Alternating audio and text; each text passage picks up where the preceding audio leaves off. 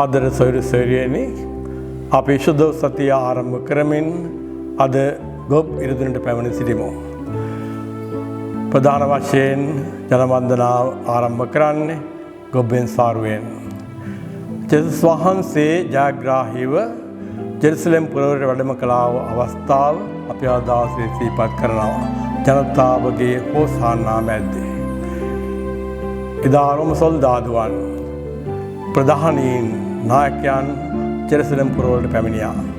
ඔවුන් හැමදෙනා පැමිණේ අසුපිට මේ රජාණන් සාමේ රජාණන් කොට්ලුවගේ පිටේ ජෙරුසලම් පුරවරට පැමිණෙන්නේ. එකම දේ අපිට කියා දෙන්න උත්සාහ කරනවා නව ආරම්භයක් එමෙන්නත් නව ජීවන මාර්ගයක්.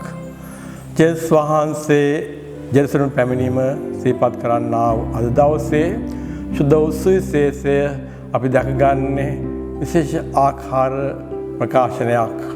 ඒ ස්වාමින් වහන්සේව පාවා දීමේ සිට උන්වහන්සේගේ කුරුසියේ මරණය දක්වා ප්‍රසංගික ආකාරයෙන් ඉදිරිපත් කිරීමක්. ඒ නිසා තිදෙනෙක් විදාගෙනයි සුද්ධ සුවිශේෂය ප්‍රකාශ කරන ලබන්නේ. මේ සියල්ල මැද අපට ආරාධනය ස්වාමින් වහන්සේ හා සමග ස්වර්ගීය ජෙරුසලම් කරා පියන ගන්නට. ඒ අනුව මේ ජයග්‍රාහී ගමනේ ආරම්භයයි. එය සයිටුවන් කරමින් ජේසුස් වහන්සේ දා උන්වහන්සේ අපට ජයග්‍රහණයක් කර දෙන්නට ජෙරුසලමට පැමිණියා වූ අවස්ථාව අපි සිහිපත් කරන්නේ.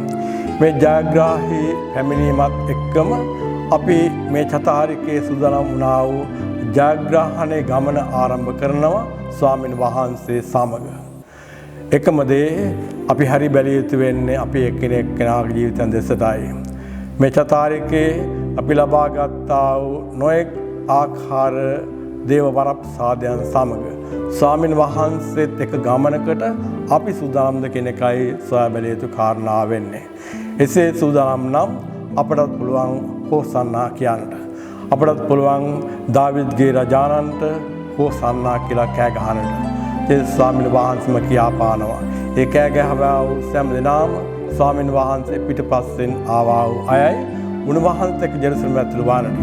අපි හැමදාම ස්වාමීන් වහන්සේත් එක්ක යනවා ස්වර්ගීය ජෙරුසලම කරා යන්නා වූ අප ජීවිත ගමන.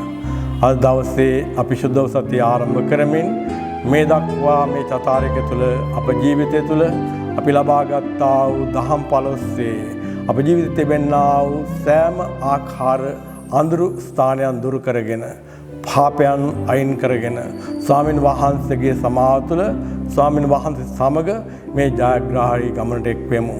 ඒ අනුව අප කතෝලික ජීවිතයන් නවතාවයකට පත් කර ගන්නා වූ අවස්ථාවේ මුල් පියවර අද දවසේ අපි හැමදෙනාම ගන්නට තීරණය කරමු.